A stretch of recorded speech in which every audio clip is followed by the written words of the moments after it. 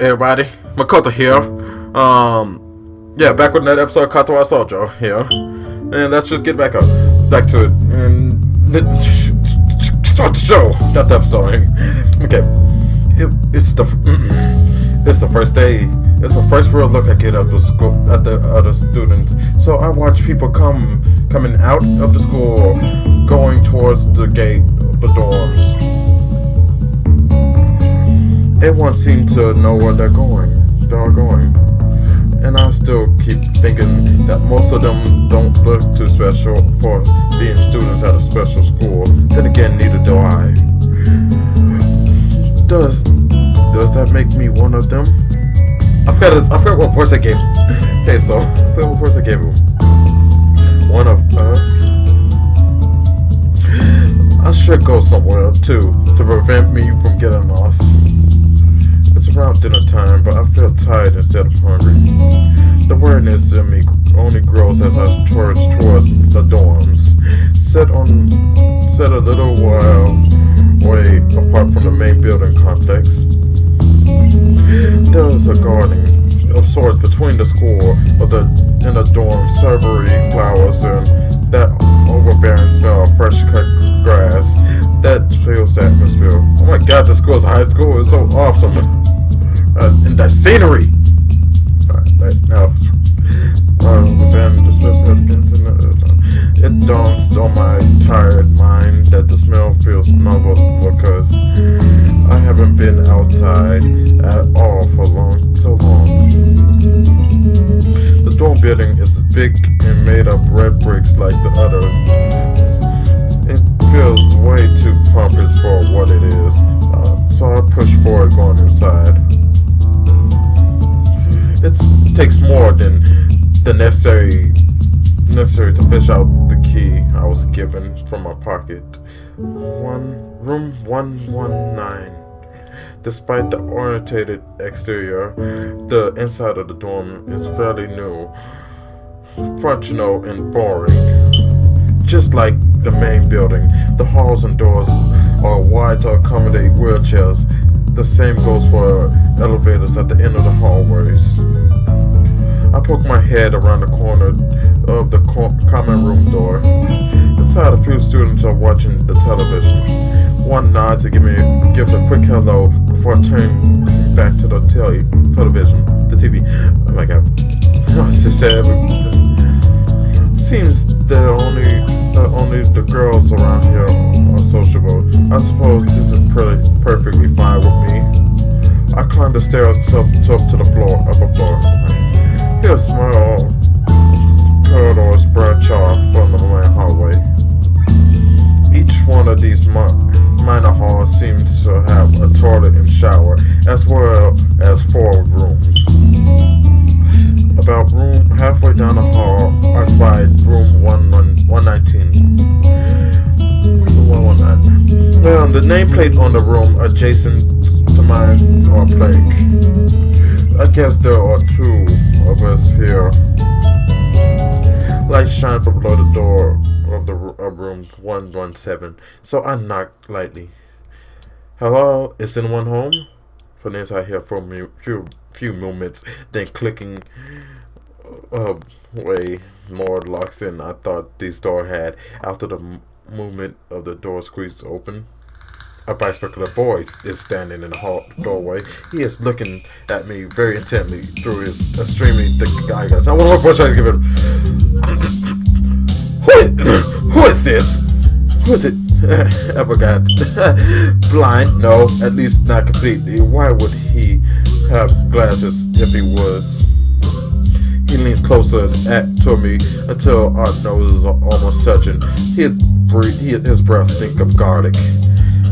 Hey, so Nekai. I'm moving into the next room. I thought I should introduce myself. His face sort of brightens in realization. He stands back upright, thrusting his hand out, and smile greeting almost straight to my diaphragm. Oh, sup, dude? The name's Kenji. Oh, hi. I take Kenji's sweaty hand and shake it a little, rattled by the sudden change of attitude environment welcome. There were some suspicious looking people going in and out of your room earlier. It was probably my parents. Your parents? You sure? Because they could have been some other people too. You can't judge a book by its cover. Oh my god, oh my god, I'm getting this worse already.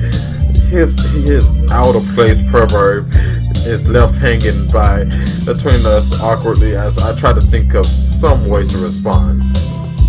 I say the chances are high enough. He shudders and makes an extravagant hand gesture. You're a brave man, Hazel. Me, I don't think I could trust the chances. The only one I trust is myself.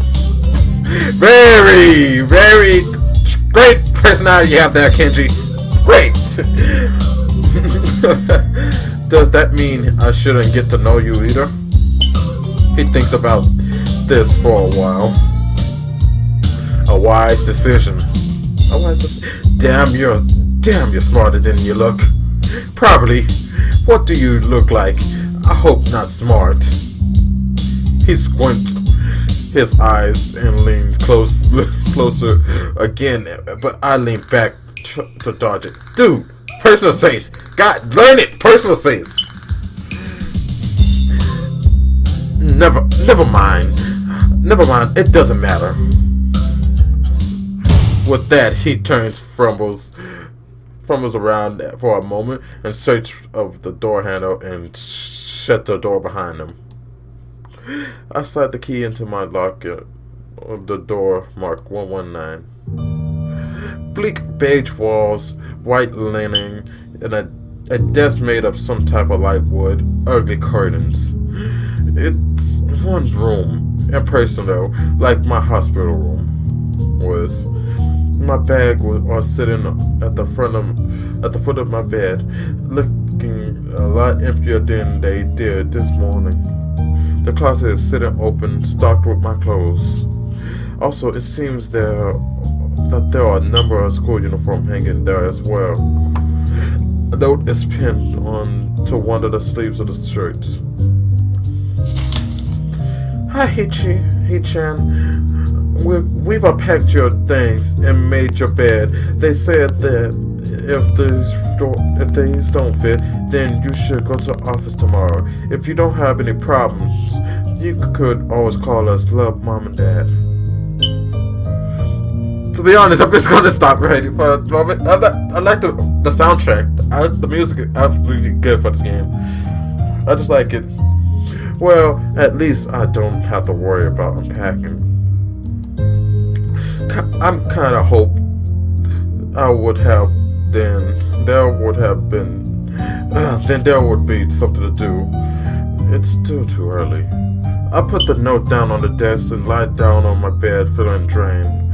Lying there makes me want to read something, but I have nothing with me.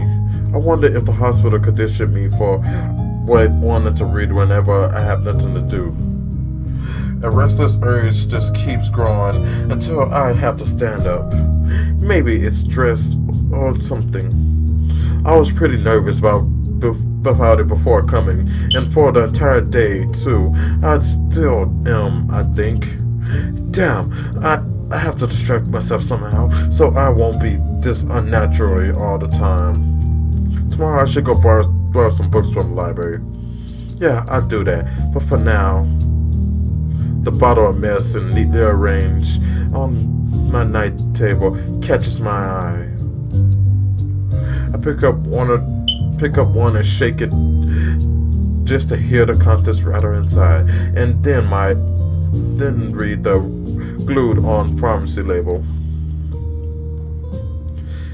Hesonekai, 2 tablets daily to stay alive. Doesn't really say that, but it could just as well. It's kind of twisted to have your life depend on chemicals like this. I resent it a little, but what choice do I have? With a sigh, I begin my new daily ritual of taking the right number of pills for each bottle, being careful to check the correct doses. I lie down, feeling hollow and uncertain of what about that I keep staring at the blank, unfamiliar ceiling for a long time. So much of it. It doesn't start to look any more familiar, not even after darkness falls and long shadows draw across my room like fingers. The sheets feel slightly more comfortable, warm, and nest-like against the chill that passes for the room temperature here. Soon the lighter shade of darkness that the ceiling looks like every ceiling does at night, it becomes the only thing I recognize anymore. The night beckons me to sleep, and I feel the coldness and unfamiliarity and fear creeping up my spine once again. I keep drifting further away from the world I knew.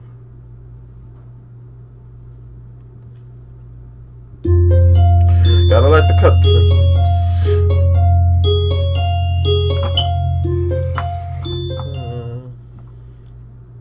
There's a total of 7. A couple of girls, I forget. Man. I wake up in a strange room. Solid morning light shimmers against the light gray ceiling. I had forgotten to draw the curtains closed last night. This is my room, isn't it? My room. This is the third room this year that I'm supposed to call mine. Various things around here remind me that indeed it's me who is supposed to be the one living here. My bag's on the floor, my new school books on the desk, my numbers of medication on the night table. I stare at the bottle for a moment deliberately until I open the bottle and shake out the pill and pop out the tablet from the 4 sweeps. I down them with a chaser of water. Without thinking about the chemistry, my uniforms are in the closet. I sink out from under the sheets and stretch my back before dressing up. Putting on a new school uniform feels like dressing in someone else's clothes. The artificial smell of generic detergent involved invades my nostrils, but the feeling of fresh clothes against my back is a good one, a natural one. It feels like a school uniform, as it should. It's nothing much different from what I used to wear before. That goes for other things too. So far, this place seems more or less like a normal school, except for the people. I think back on to my talk with Kenji yesterday. Misa, constant laughter, and Suzune sweeping sign language gestures. Well, I only met 3 students so far. Maybe they aren't that normal, but I'm sure the others are. Or perhaps people like them are what passes for normal around here. Yeah, what does pass for normal around here? What do people do? I didn't see a lot of kids hanging around after class yesterday, so maybe there are clubs. If so, I wonder if I should join one. After class, the question remains on my mind. Should I decide to ask Suzune about it when we split into groups? After all, she did say if I had anything I wanted to know, I should ask her. She crosses her arms and shifted her gaze slowly to Misha, who looked more preoccupied with trying to grind the eraser of her pencil down to the top is perfectly even and evenly flat. Sorry, Sachi. Is there something you want from me? Oh, I see. That's a good question, Hichan. My first thought is that means she doesn't know which is word. Maybe I'm being too negative. Well, anyway, Misa, please don't prove me right. Oh, that's right. Everyone is encouraged to join clubs. I've got a voice. Oh, that's right. Everyone is encouraged to join a club. A lot of people do so because there isn't really anything else to do. There's also school events like the festival coming up in a few days. Almost every student in the school tends to help out with it, doing whatever. So you're a transfer student you transferred in at a busy time. Maybe you can help out too. Sure. What's the festival about? Misa officials. I don't know, Hichi. The truth is it's a local event, and I'm not from this area, so she starts signing desperately to Susanne, asking her to bail her out. Susanne adjusts her glasses at the end of an oddly grotesque flourish and starts sighing hard and heavy. Huh? Oh. Who cares? Misa puff out her chest as she shouts Susanne words out at me with a disappointed amount of pride. Too loud. I can see heads turning to look in our direction. Not so loud. Human beings evolve with each new generation. The ideas of belief left behind. I can read this.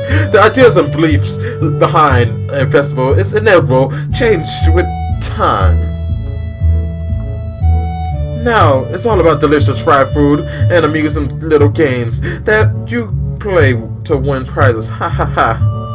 The teacher clears his throat very loudly, batting his wooden pointer against the pommel like a baton. He shoots a gaze at us. Finally notice where we are. Misha stifles and yip and quickly quiets down. Susanne doesn't seem embarrassed at it, though brushing it off without a care. We're in the middle of class and should start working. That's right, Sichian.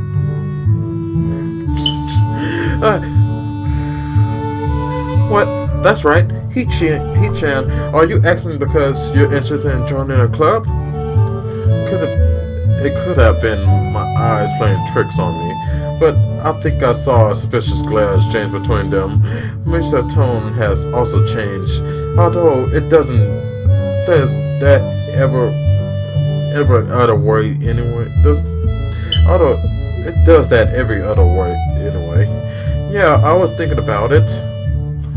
Misha and Susanne looks at each other. I'm about to ask what they have in mind when something dark flutters in my peripheral vision, catching my attention. Out of the corner of my eye, I see the girl with long dark hair get up from her desk and slip silently towards the door. It doesn't seem like she was working in a group, and no one seems to notice her but me. I glance at the teacher who's looking at the dark-haired girl go. Why doesn't he say anything? He-chan, is something wrong? Do I look uneasy as I feel? Or was Misha just looking at me, looking after the girl who left? No, nothing. Okay, well, like we were asking, you don't have any plans for lunch today, do you? I thought I would go to the library and pick up some books. Not really. Do you want to have lunch together then? Sure. Yay! Okay, He-chan. Perfect. He-chan, perfect. I can't... okay, I got practice. Okay, the voice can be... pitch. Okay, the rest of the classes passed uneventfully. The girl with the long hair never came back. Before I had the time to put any more thought into where she could have gone, the teacher informed us that it's time to stop working. Susan looks more than a little annoyed that we were only just better to manage to finish all our work on time.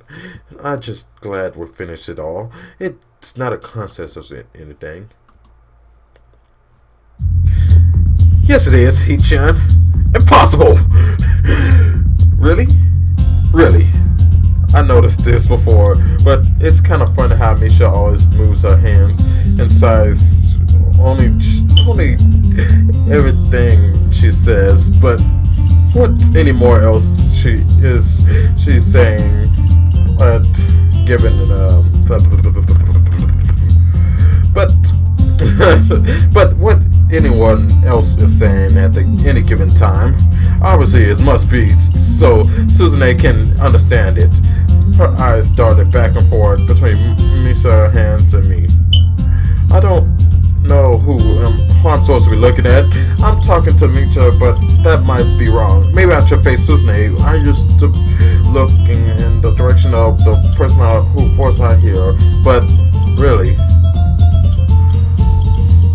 Suzune can't hear me, but it would be disrespectful to talk to her only through Misa. Then again, it isn't that what she's doing. No, she at least looking at me. This is it's all very confusing, and will take some time to get used to. It's not a contest because contests are competitions over a prize. If there's no prize on the line, it's not really a contest. Soon as eye flashes dangerous when a competitive glare. She stares at me as if surprised that I'm challenging her. I think maybe this is a contest to her. I never noticed how dark and blue her eyes are. It's truly a alluring gaze. Are you sure, He-chan? Very sure. You're wrong, He-chan, but I don't want to be the slowest one in the class. Therefore, what on the line is my confidence and my ability in the prizes. The satisfactions are proving them. Suzune pushes her glasses up to the bridge, up to the bridges of her nose, in a matter-of-fact way.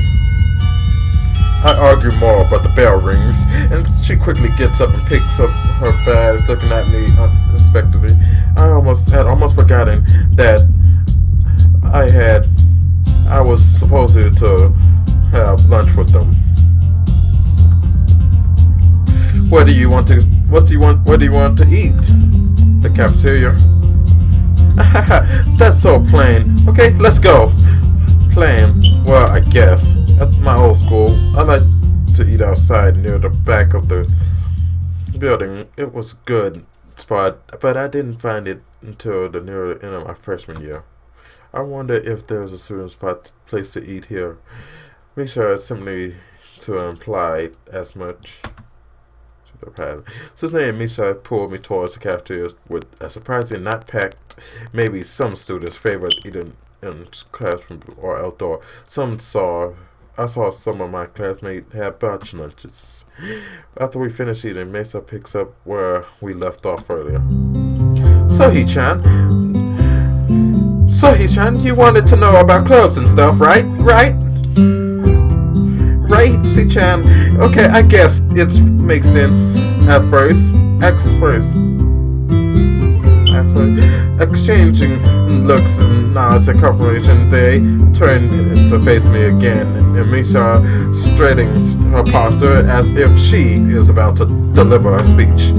He-chan, do you have anything you're really interested in? I used to play soccer, but I'm not really into it. I don't follow the teams and players or anything like that. As of late, I usually just read a lot.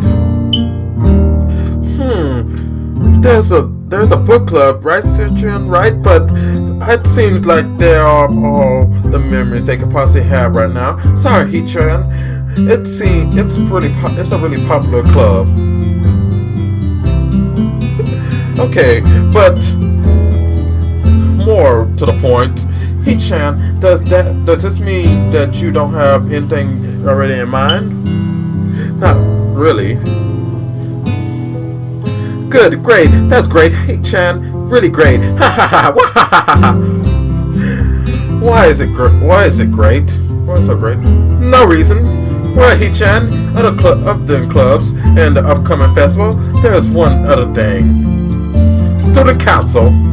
I see. I didn't know this school had a student council. That was a very melodramatic setup. Though, just to tell me that. I'm pretty sure the two of them know all this, because Susanne looks a little embarrassed about it, and Misha's laughing. Susanne quickly retakes controls of the discussion in a manner of speak. After all, it's still Misha who has the voice, whatever she says. Right. He-chan, maybe you should join the student council. They could use more people. Yes, definitely. You should definitely join. Why? Well, for one, we could hang out every day, He-chan. Sachi and I are both in the student council. Actually, Sachi is the president. I'm starting to get the suspicion that Susan and Marsha might not exactly be the most unbiased people to talk about this with. Yeah, they bluntly just said, why don't you join the student council and basically explain everything? I don't know. It's just, no. As if reading my mind, Susan quickly adjusts her glasses and signs something to Misa. Of course, we're not trying to get you to join the student council, because we would obviously benefit from you joining the student council and therefore have an incentive to try to get you to. So you're admitting that? No, we admit nothing. I mean, E-chan, of course it would be nice if you joined. We appreciate it. But even without all that, joining the student council shows a healthy interest in working upon the school.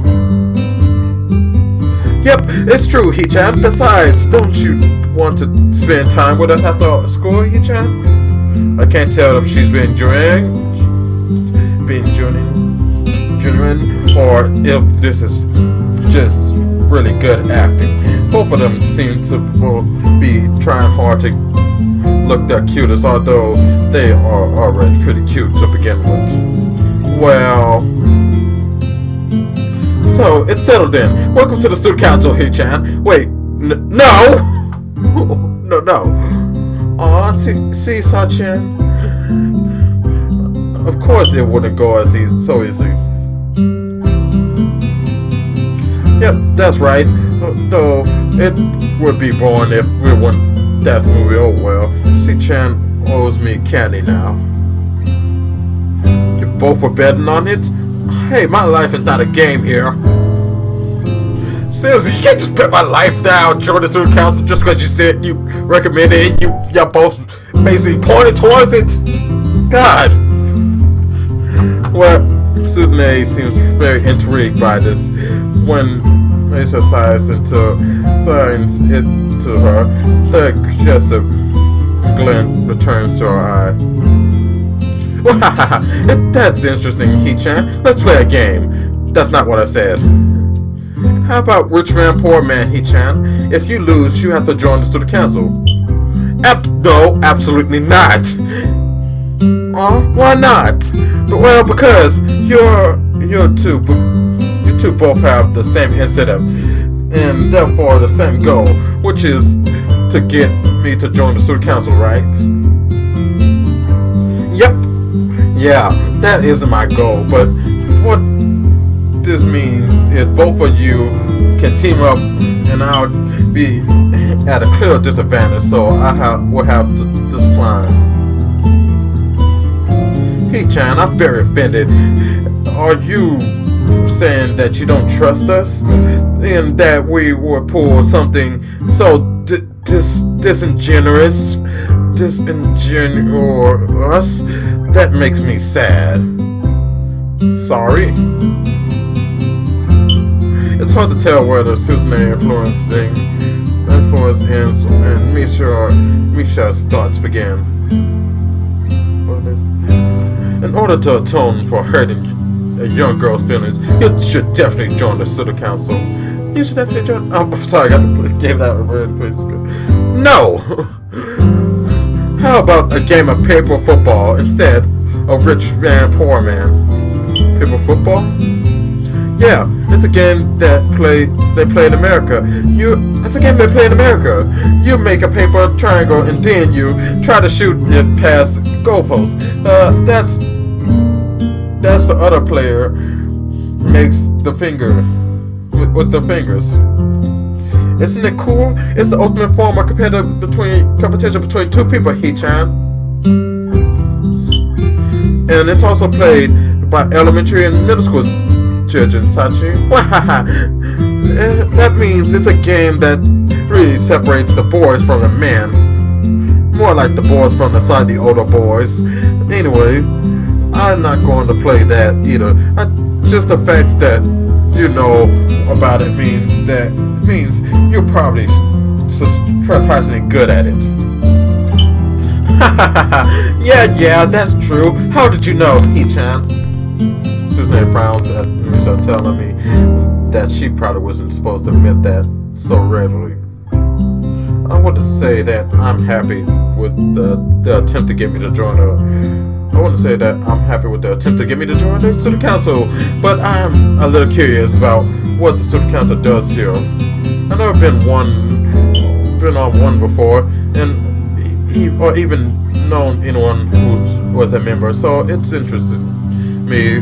I also kind of like Susan and Misha, so maybe it wouldn't be so bad. Okay, He-chan, how about Risk? The game of world domination. I don't know what that is. It's pretty fun, He-chan. You fight for the control of the world with the armies and everything. It sounds like Susan A would be good at it.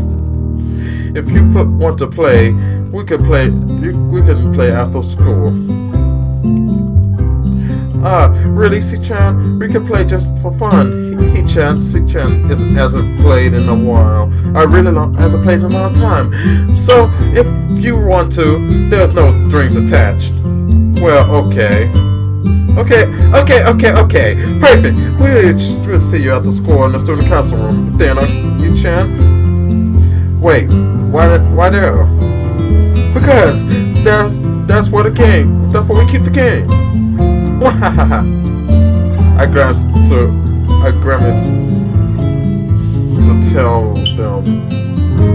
grimaced to tell them how much I do not like this, but it's more for a show than anything.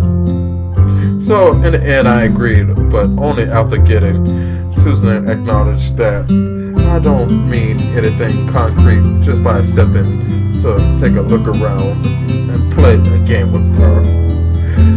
Lunch ends and we go back to class. During the lunch break, during afternoon classes, the long-haired girl comes back and sits down in her seat without a word.